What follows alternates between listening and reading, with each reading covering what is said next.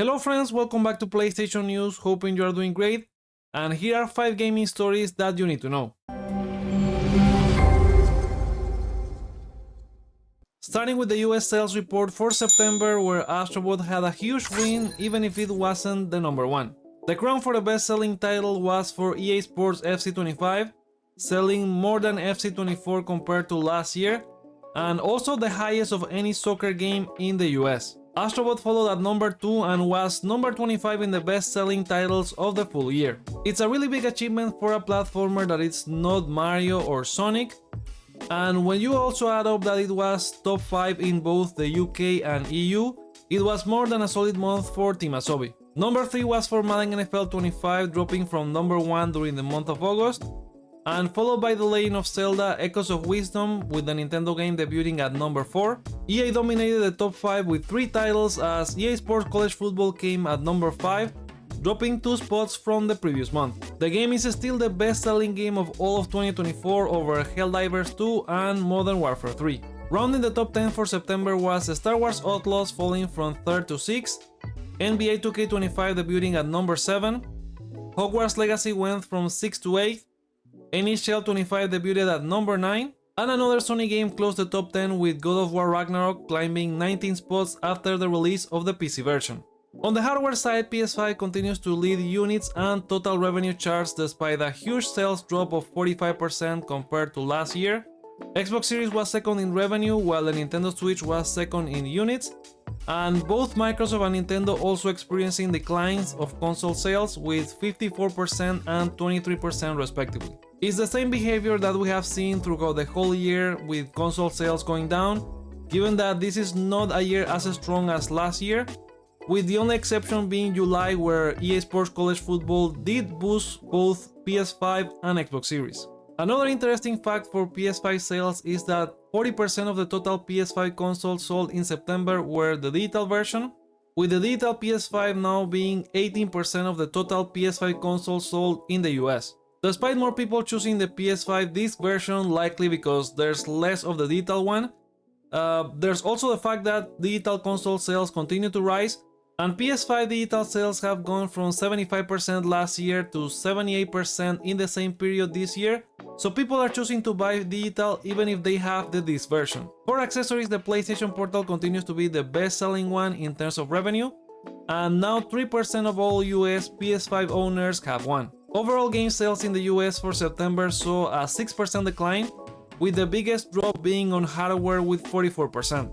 So what do you think about these results, and did your favorite game make the chart? Let me know in the comments. Now let's talk about the Horizon Remaster that launches next week, and a new digital Foundry analysis says that it's a worthwhile upgrade. The performance modes are the same as the original, as it offers 30, 40 and 60 FPS modes, with different degrees of resolution versus frame rate trade-off.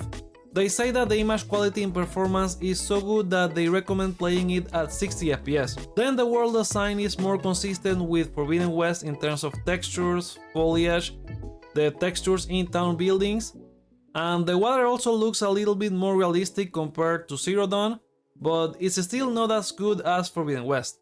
Also, the environments now offer the forming trails when walking through sand and snow, and that's for the whole game, not only the frozen wilds. Plus, Aloy's clothes can now become filled with snow, and clouds have been updated to look how they were in Forbidden West. On top of all that, the biggest improvement is the lighting, as it captures every small detail and has better shadows. Plus, you don't get this artificial orange light that lit up dark scenes in the original. Besides that, character models have been updated, but not for improved polygon count, instead for improved skin and clothing materials, which are enhanced with the new lighting. Conversations are also not as awkward as the original, with new animations and movement when talking to NPCs. The game's audio mix is the same, but it has been improved with 3D audio for headphone use or Dolby Atmos for speakers. Plus, there's DualSense support with haptics, and the game is PS5 Pro enhanced out of the box, so you will be getting extra details if you get the upgraded console. Digital Foundry still knows that this remaster is more focused on like nitty-gritty details, as the original still looks great, but all of the work that Guerrilla and Nixxes have done for only $10 is a fair asking price. So are you picking up the remaster next week? Do you think it's worth it? Voice your thoughts in the comments. Moving on, Dino Crisis has been a big hit for PlayStation Plus after it launched last week, even if it's locked to the service and it doesn't have trophies. This is according to a data sample of 3.3 million active PSN users on True Trophies, and it reveals that the game was the 4th most played PlayStation Plus premium game at launch, and it was easily the biggest PS1 game released on the service since Medieval earlier this year, with 155% more players. It's not the most played PS1 game in the chart because it surpassed by 18% more players that checked out Legend of Dragoon in February last year. The top 10 most played premium games in the service are Sly Cooper at number 1, followed by Legend of Dragoon, Time Splitters Trilogy, Dino Crisis, Tomb Raider Legend at number 5, Ratchet & Clank Size Matters, Daxter, Twisted Metal, Resistance Retribution, and Twisted Metal 2. Dino Crisis was also the 2nd most played game when taking into account PS Plus Extra users, as it was only beaten by Dead Island 2. Now, have you played Dino Crisis on PS Plus? What do you think about it? Let me know in the comments.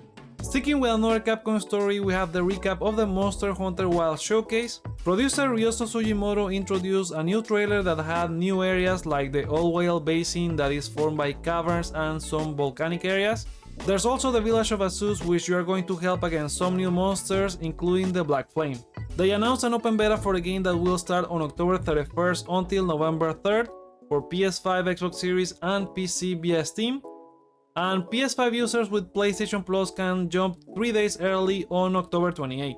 The beta includes 3 sections with the character creation, the story trial, and the Dosha Guma hunt. The character creator gives you all the customization options that you're gonna get in the full game, where you can change the look and the physique of your hunter and palico, and this part will carry over to the full game. Then the story trial gives you access to the opening cutscene until the Chotacabra hunt with some basic tutorials, and you can also see like the seamless transitions between cinematics to gameplay. And the Doshaguma hunt will have you fighting the Alpha of the clan, and you can do that alone or with friends online, as you can call them with the use of a flare, and if there's no one to join you will get some assists from NPCs. You can register friends from all platforms as the beta supports crossplay, but this friend list won't carry over to the full game. Anyone who plays the beta will get an exclusive pendant that they can claim once the game launches.